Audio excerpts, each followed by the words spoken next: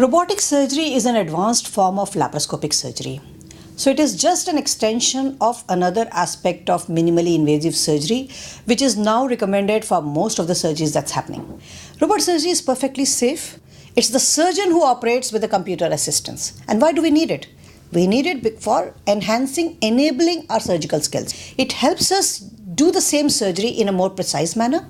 It helps us do the same surgery in more magnified manner.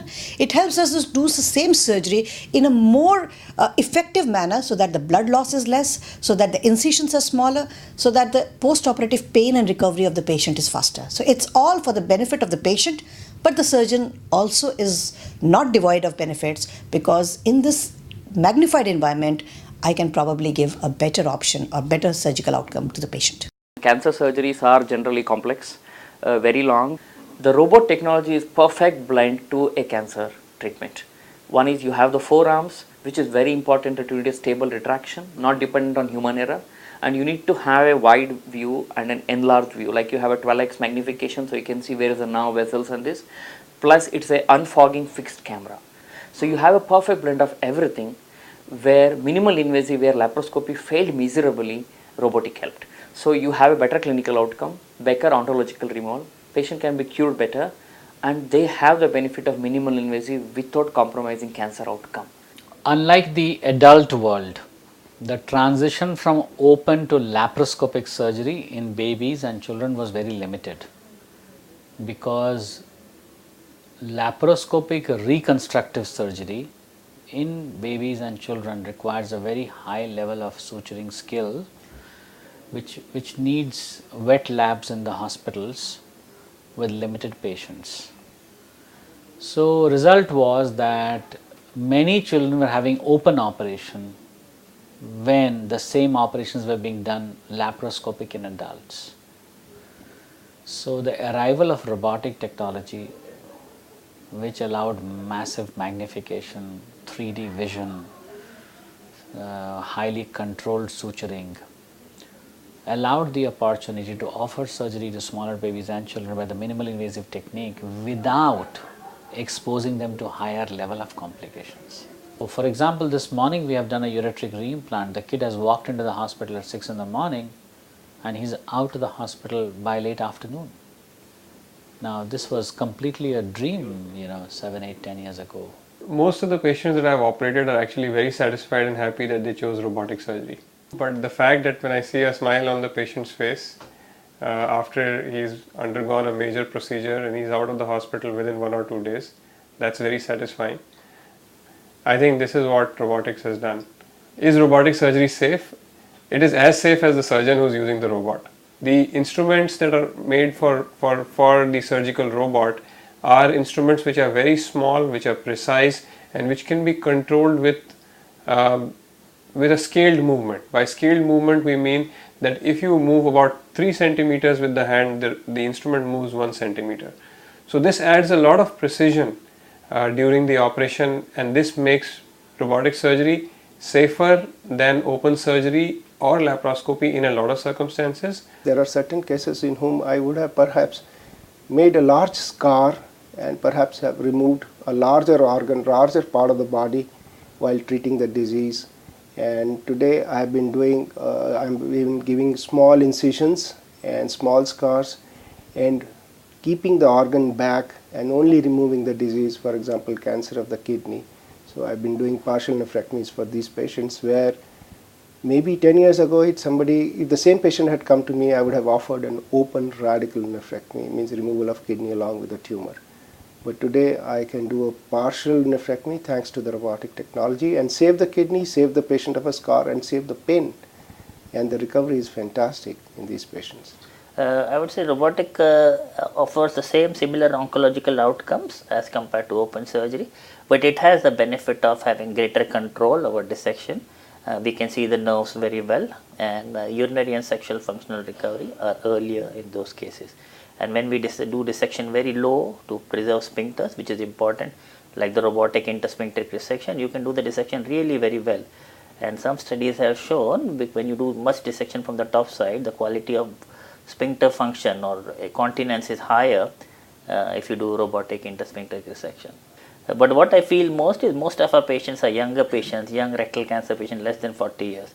And ability to preserve that urinary and sexual function to a better extent, the control that you have for bleeding is really good. And that is what I feel I owe for the patients actually. So robotic is going to decrease conversions for laparoscopic surgeries for who are not very skilled. But more importantly, for young patients with rectal cancer, it offers a chance of early recovery of urinary and sexual function. And for our country, I think we need it with young rectal cancer patients. See, especially in head and neck, if you see, there is this concept of what is called as a transoral robotic surgery, which has come up, which has a role in what are called as the laryngeal and pharyngeal cancers, or what we call it in layman's terminology, throat cancers. Otherwise, the treatment for these cancers were open surgery. These are tumors which are difficult to reach by open surgery. So what we have to do to reach these tumors, we have to give a big cut from here to here. We have to give a cut on the skin. Then we have to cut open the jawbone. These are prolonged surgeries. Otherwise, without robot, almost something like 8 to 10 hour surgery. Then we have to do a plastic surgery. And patient remains in the hospital for a prolonged period of time, for perhaps 2 to 3 weeks. All the treatments for the throat cancers were problematic. So then this new treatment which came, which said that yes, surgery can be done through the mouth by putting a robotic arms through the oral cavity, through the mouth, which is called as a transoral robotic surgery, which looked very impressive, where we can put the robotic arms through the oral cavity and take out the tumor without splitting open the jawbone, without giving a big cut on the mouth. You don't need to do a plastic surgery, and the patient otherwise which would have remained in the hospital for 2 to 3 weeks gets discharged on 5th, 6th day. No tracheostomy, no hole in the windpipe. Robotic surgery is as safe as the surgeon who's sitting at the console. So robot does not take decisions. Robot is not an independent entity, which is what some patients are scared of. They feel that, oh, what if the robot cuts the wrong structure? So the answer is no, the robot will not cut the wrong structure. It is the surgeon who will cut the wrong structure. So many surgeries which we were doing laparoscopic have moved on to robotics, and there one is that the incidence of conversion from laparoscopic to open has reduced, because I have had some cases where right-sided adrenal glands or something near the spleen or even low anterior resection, where I could feel that if I was not doing this robotic, had I been doing this laparoscopic, I might have converted to open. That's one. Number two, I have noticed that the blood loss is much less with robotic surgery. Then in the super obese category, where we had patients over 200 kg body weight, to do bariatric surgery in these patients, to do bypass surgery became much easier. Main reasons being robotic arms, articulation, the intuitive movement, the 3D vision, and the precise suturing which we could do. Well, what we were thinking 10 years back, at that time many people had apprehension what this robot has got to do in the surgery. But as the time passes, now you see how many surgeons themselves they have converted from open or laparoscopy to the robotic. Those who were very rigid laparoscopy surgeon, at one time they said nothing doing, this is the ultimate, nothing can replace this. They themselves are converted to robotic surgery. You see, when we are doing laparoscopy surgery or open surgery, by the end of the day in the evening, you are certainly tired and tense. But with the robotic surgery, we are as fresh even at 5 p.m. as we were in the morning.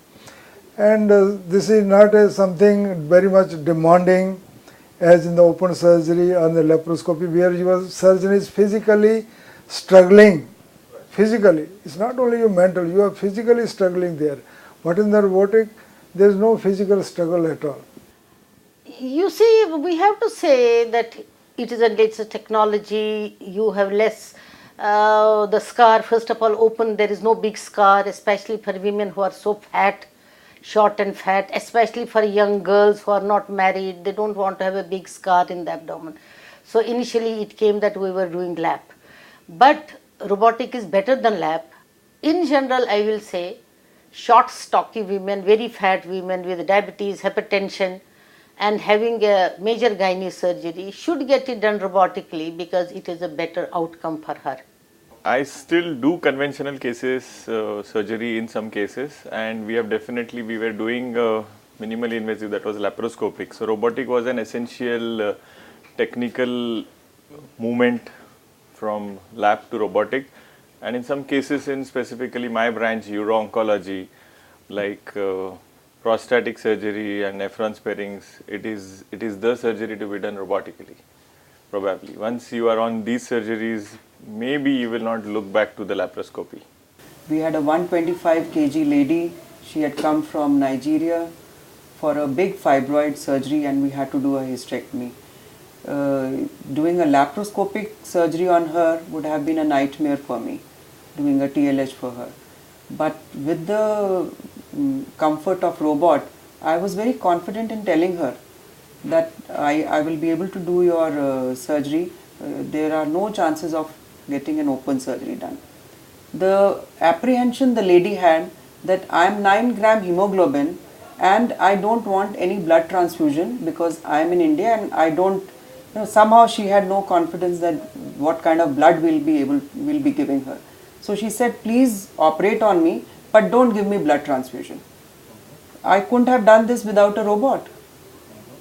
And so she was 9.2 grams hemoglobin pre-operative.